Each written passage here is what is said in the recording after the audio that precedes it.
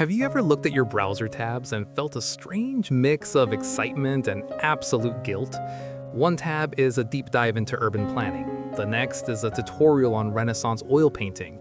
Another is a Python coding crash course. And somehow, you're also researching the migratory patterns of Arctic terns. If you're like me, you've probably spent years being told to just pick one thing. We're told that the jack of all trades is a master of none. A phrase, by the way, that originally ended with, but oftentimes better than a master of one. We live in a world that worships the specialist, the person who finds their one true calling at age 5 and never looks back. But what if you're not built like that?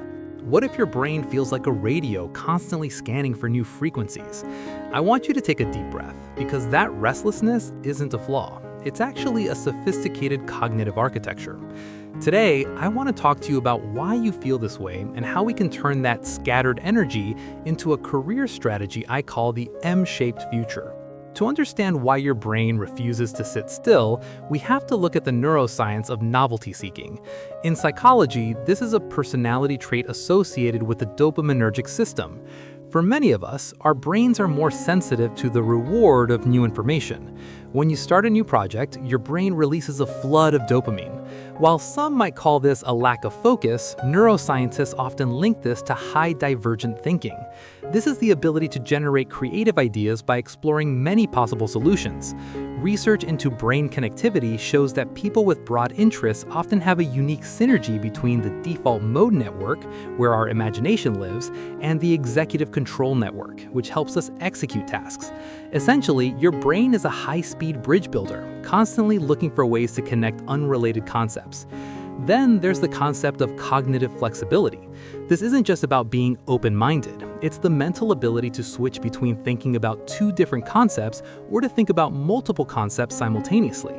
While the specialist excels in a stable, predictable environment, the generalist, or multipotentialite, thrives in what researchers call wicked environments, places where the rules are unclear or incomplete.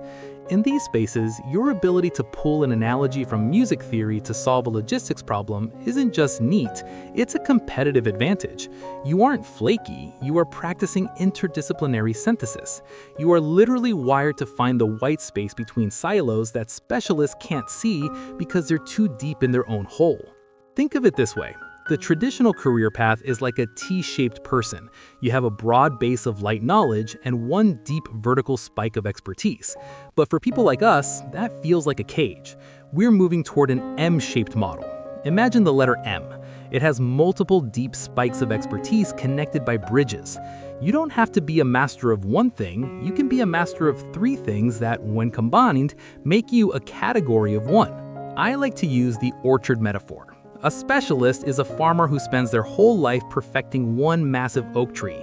It's a magnificent tree, sure, but you are an orchardist. You have a plot of land where you're growing apples, cherries, and maybe some experimental dragon fruit.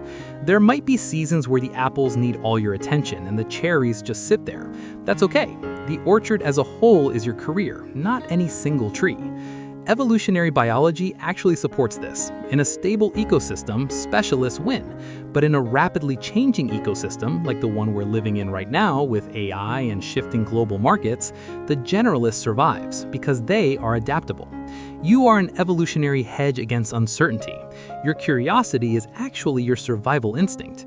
So how do we actually build this M-shaped life without burning out? First, stop trying to do everything at the same time. I want you to try serial specialization.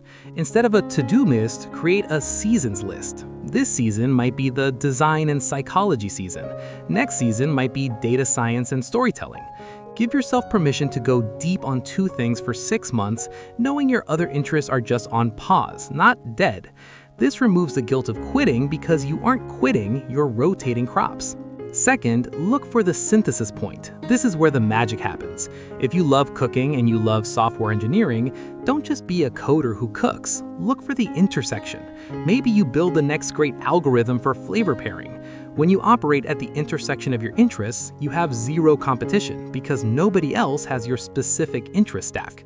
Third, embrace the 80-20 learning rule. In many fields, you can get 80% of the usable knowledge in 20% of the time it takes to become a world-class master. For For an M-shaped person, that 80% is your sweet spot. It gives you enough depth to be dangerous and effective without the diminishing returns of spending 20 years on one niche. Finally, find the main mast. This is one skill, like writing, project management, or coding, that acts as the stable center for your career. It's the skill that pays the bills and allows you the freedom to branch out into your other M pillars. It's not your calling, it's your anchor.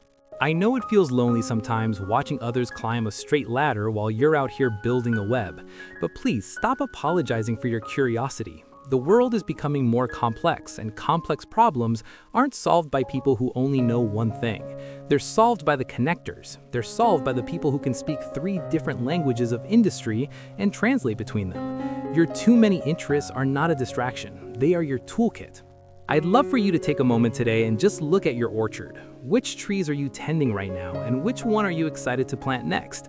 If this resonated with you, maybe save this video for those days when the specialist guilt starts to creep back in. We're going to be talking a lot more about how to navigate these non-linear paths, so stay tuned. You aren't lost, you're just exploring, and that's exactly where you're supposed to be.